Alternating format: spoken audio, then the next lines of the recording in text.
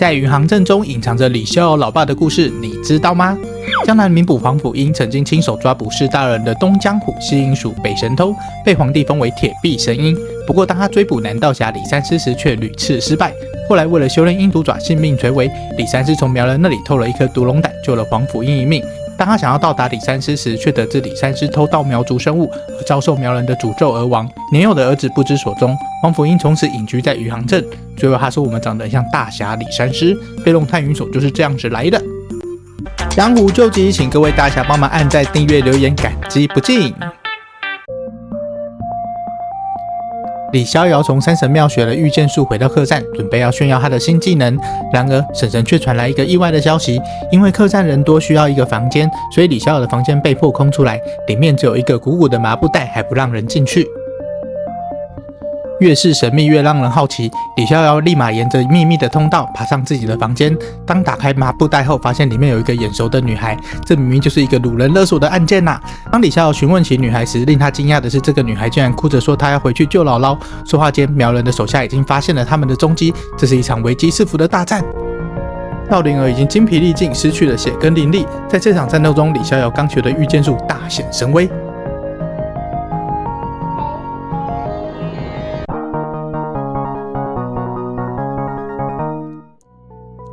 一退苗人喽喽之后，赵灵儿哭着说姥姥受了重伤，要赶快回仙灵岛救人。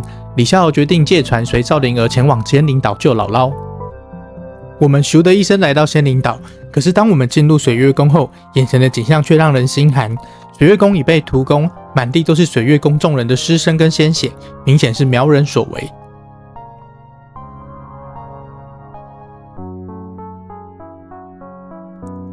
随着灵儿的脚步，我们来到姥姥的身边，只见她身负重伤，姥姥紧紧握住灵儿的手，将她托付给了我们。在她的最后时刻，姥姥叮咛我们要小心黑苗族正不断寻找灵儿，并且托付我们到白苗族，帮灵儿寻找失散已久的母亲。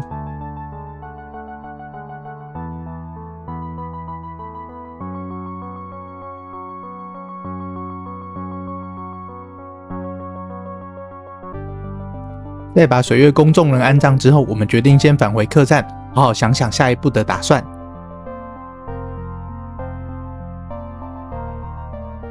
回到客栈门口，小五子跑来告诉我们，3个坏人手握刀子，东张西望，找不到我们。还好婶婶出门买菜不在，我们倒是不担心，趁机向青梅竹马香兰炫耀一下，我们现在武功屌炸天。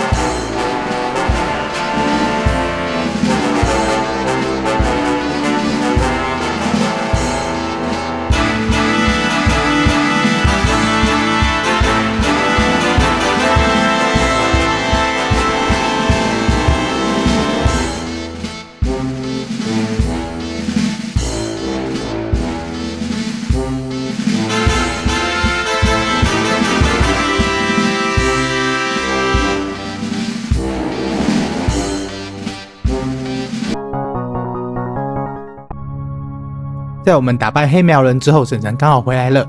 黑苗人想利用婶婶当人质，结果婶婶毫不费力的使出她的绝技穿云掌，直接把人打喷了。我很好奇，要怎么处理？是要当晚餐吗？忽然变成一个黑心客栈的剧情。由于赵灵儿举目无亲，又遭逢巨变，我们的女侠婶婶决定让她先住下来休息。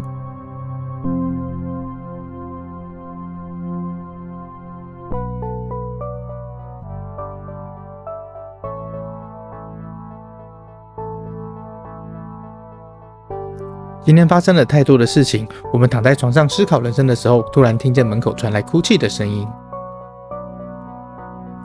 原来灵儿半夜感到害怕，想要跟我们一起睡觉，但是我们吃过忘忧丹，已经忘记跟灵儿那个的事情，还有自己已经不是魔法师的事情，全部忘光光啦。婶婶半夜经过，发现疑似渣男现场，就把灵儿叫进去单独聊聊，想知道我们到底有没有那个。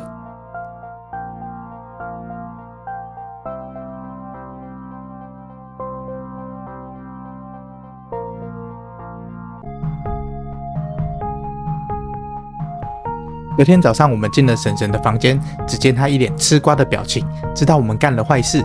婶婶决定让我们带上灵儿去苗疆找她妈妈，一方面让我们长长见识，另一方面也是提亲的绝佳机会。如果找到了灵儿妈妈，就直接跟她提亲；如果没找到，那就直接把孙子带回家，反正也算是解决了问题啦。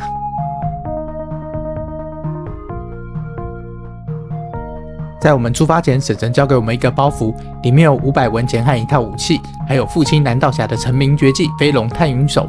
准备出发，带上灵儿闯荡苗疆，准备来当苗疆驸马。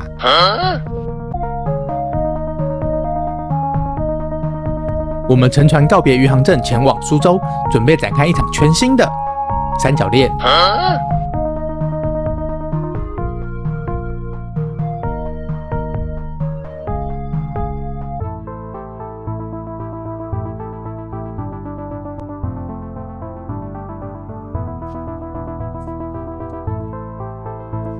在我们前往苏州城的路上，遇到一个娇惯刁蛮的大小姐，她正将家里的下人吊在树上鞭打，原来是她家丫鬟跟长工私奔被发现。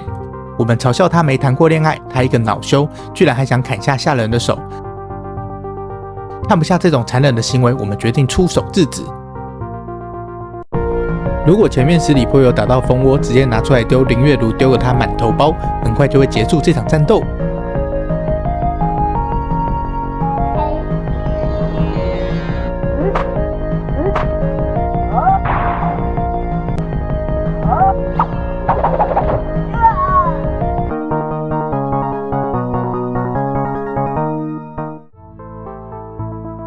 打败林月如后，我们反手就把她绑在树上。我们叫长贵跟银花原地私奔，等他们走远之后，我们就会把林月如给放了。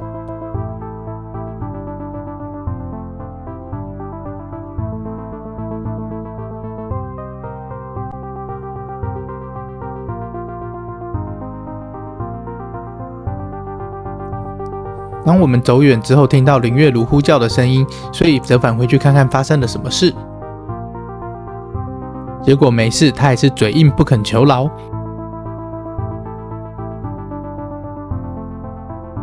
我们又再次听到林月如呼救的声音，所以再次折返回去看看。结果看到林月如这次真的被流氓调戏，赶紧出手救人。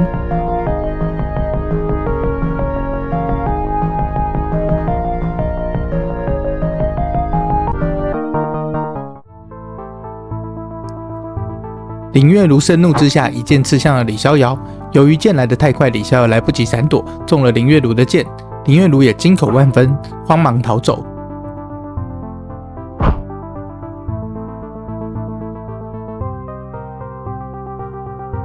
赵灵儿不顾一切施展回魂咒，用尽了真气，终于将李逍遥救了回来。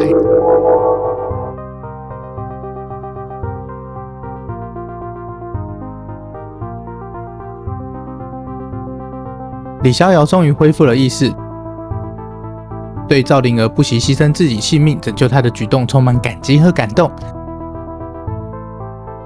他许下诺言，决定不再让灵儿孤苦伶仃。记住你自己说过的话。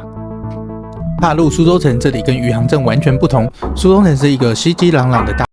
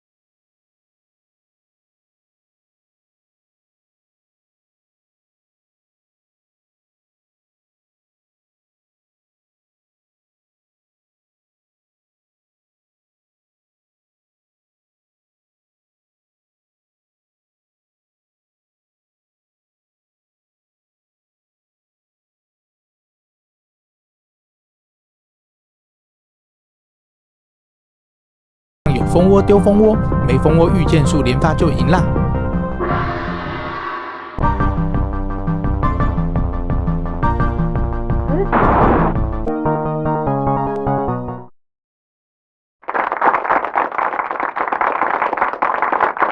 虽然李逍遥打败了林月如，却糊里糊涂的成为林家女婿，怎么办呢？